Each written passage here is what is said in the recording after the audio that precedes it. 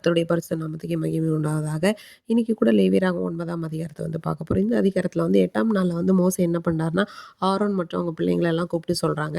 சபை இஸ்ரவேலோட மூப்பர் எல்லாரையும் கூப்பிட்டு சொல்றாங்க. நீங்க பாவ நிவாரண பலிய என்ன பண்ணணும், ஒரு கன்றுக்குட்டியும், சர்வாங்க தகன பலியா ஒரு பழுதற்ற ஆட்டுக்கடாவையும் எடுத்துட்டு தேவனுடைய சந்நிதியில பலியிடணும். அது மட்டும் இல்லாம தேவனுடைய சந்நிதியில பலியிடுறதுக்கு அது எப்படி இருக்கணும் அப்படிங்கிறத பத்தியும் சொல்றாங்க. அடுத்து நீங்க சமாதான பலியா ஒரு காளை, அப்புறம் ஆட்டுக்கடா, அப்புறம் எண்ணெயில பிசைந்த போஜன பலியெல்லாம் கொண்டு வரும்போது, நீங்க தேவன் இன்னைக்கு உங்களுக்கு தரிசனம் ஆவாங்க அப்படின்னு சொல்றாங்க. அதேபோல இந்த ஜனங்கள் எல்லாரும் என்ன பண்றாங்கன்னா, ஆசரிப்பு கூடாரத்துக்கு முன்னாடி மோசே எல்லாரும் சொன்ன மாதிரி நின்னாங்க.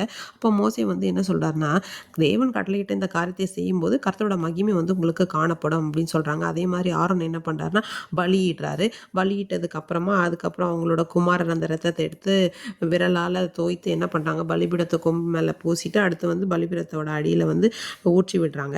அடுத்து என்ன பண்றாங்க, சர்வாங்க தகன பலி இந்த மாதிரி ஒவ்வொரு பலிகளை இடுறாங்க. அடுத்து ஜனங்கள் என்ன பண்றாங்கன்னா, அவங்களோட பலியை கொண்டு பாவ நிவர்த்திக்குரிய எல்லா பலியுமே செலுத்தினதுக்கு அப்புறமா என்ன ஆகுதுன்னா, அடுத்து தேவன் அவங்களுடைய தேவனுடைய சமூகத்துல மோசேயை கட்டளையிட்ட மாதிரி ஆரோன் என்ன பண்றாருன்னா, அவர் அந்த அசைவாட்டும் பலியை அசைவாட்டுறாங்க.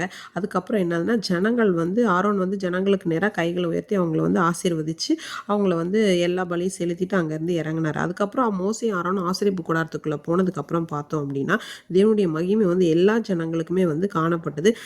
தேவன் அதை கண்டபோ அந்த ஜனங்கள் தேவன் வெளிப்பட்டது அந்த மகிமையை பார்த்தப்ப ஜனங்கள் எல்லாரும் என்ன பண்ணுறாங்க, முகம் குப்புற விழுந்து ஆரவாரித்து தேவனை தொழுது கொண்டார்கள் அப்படின்னு சொல்லி பார்க்குறோம். இந்த அதிகாரத்தில் கூட முதலாவது தேவன் சொல்கிற காரியங்களுக்கு அந்த ஜனங்களும் சரி மோசேயும் ஆரோனும் எப்படி துல்லியமாக கீழ்ப்படிந்து தேவ மகிமையை பார்த்தாங்க அப்படிங்கிறத இதில் தெளிவாக விளக்கி இருக்காங்க. ஆரோன் பலியிடுறாரு. பாவ நிவர்த்திக்கான அந்த ஆசாரியர்கள் முதல்ல அந்த ஜனங்கள் வரைக்கும் எல்லாரும் அவங்களுடைய பலியை செலுத்துறாங்க.